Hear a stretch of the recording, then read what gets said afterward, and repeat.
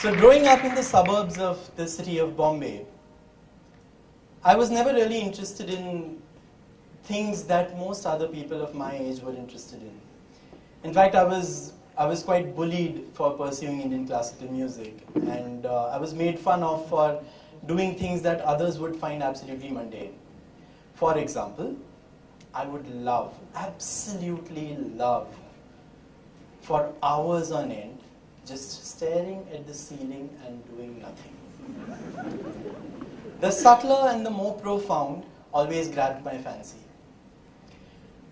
As I matured, as I started reading, as I started meeting varied people and listening to other stuff, I realized that life has to have more to offer than what we can actually see on the periphery.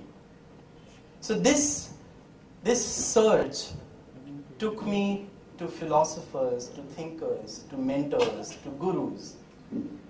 And I had the fortune to spend time in the remotest of villages with Sufis, with Bauls, with Vedic experts, with fakirs, and exploring with them what their perspective on life, universe, and everything was.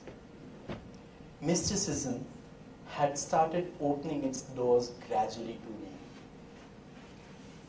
After years and years of research and wandering and soul searching, what I gathered about mysticism is not very different from what you would find if you were to just Google what is mysticism. So, while I was pleasantly surprised with Google's responses, it did make 2 decades of my contemplative life just feel redundant. Let's see what Google has to say about mysticism. Belief that union with or absorption into the deity or the absolute, or the spiritual apprehension of knowledge that is inaccessible to the intellect, may be attained through contemplation and self-surrender. Mysticism is going deeper and deeper into the realms of what we refer to as reality. It is the belief of being one with the absolute, or if I may rephrase it, it is the realization of us having been in the absolute all along. I'll let that sink in. In India, every region, every province, every state has had and most still have a very active mystic aspect ingrained in the very fabric of its culture. From Shaivites of Kashmir to Siddhi Gomas of Karnataka, from Sufis of Sindh and Punjab to the pagans of Nagaland, from Langas and Manganiyars of Rajasthan to the Bauls and Fakirs of Bengal, mysticism is just everywhere. There is absolutely no denying the wealth and the diversity of Indian cultural heritage, and mysticism has been at the epicenter of it all. In fact, what we refer to as Hinduism itself is a massive source of mysticism which is filled with symbolism. Let me tell you a story. In 858 AD was born Mansur al-Hallaj in Persia. Now, young Mansur was always very spiritually inclined. He grew up to be a Sufi and gathered hundreds and hundreds of followers over the years. It seems that when he was in his 40s, he vanished from Persia. No one really knew where he was. After 5 long years, after completing his travels, he came back to Persia, and all he would keep repeating was An al-Haq. An al-Haq. I am the truth. I am God. Now when people asked him, are you serious? Are you really saying that you are God? He would say, of course, I am God, and so are you. Now this was appalling for the people in Persia. They just couldn't digest it. They first politely asked him to stop saying such ridiculous things, but he just wouldn't stop. He would keep saying, An al-Haq, An al-Haq. They told him that, listen, we'll put you behind bars and reprimand you, and we will shun you from the society. But he just wouldn't relent. He just kept repeating, An-al-Haq, An-al-Haq.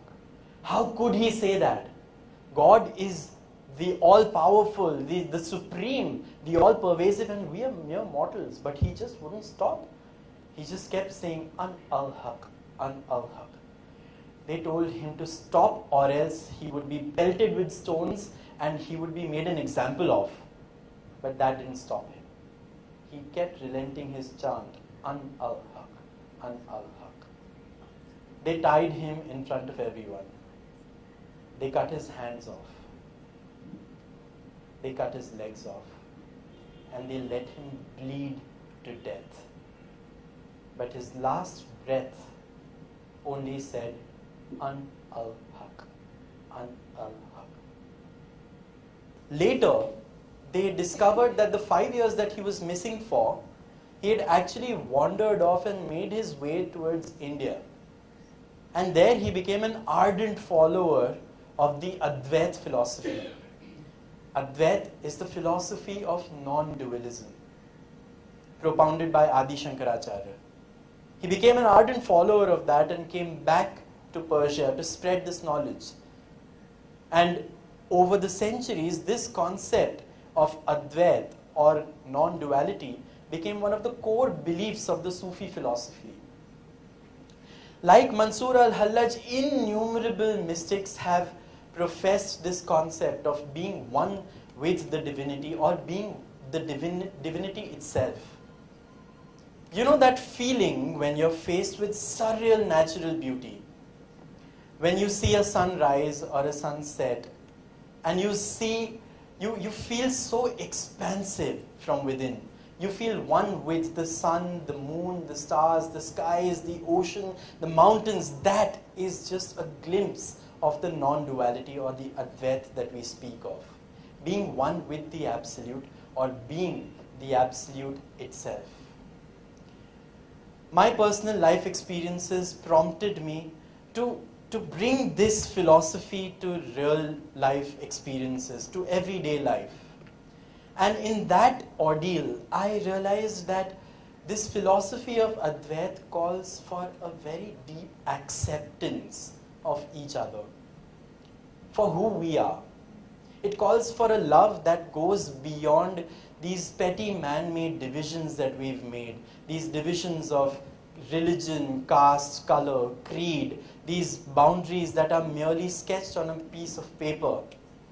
It calls for a love that goes beyond our petty differences. It calls for a love that is absolute. It calls for a love that is truly unconditional.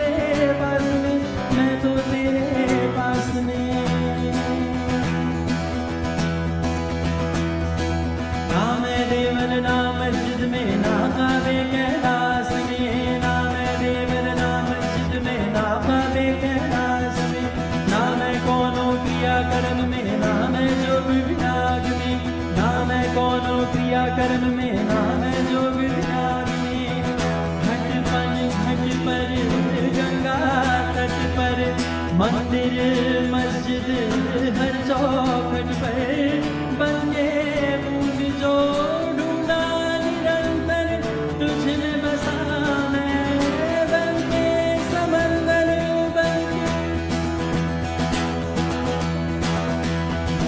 कहाँ ढूंढे रे बंदे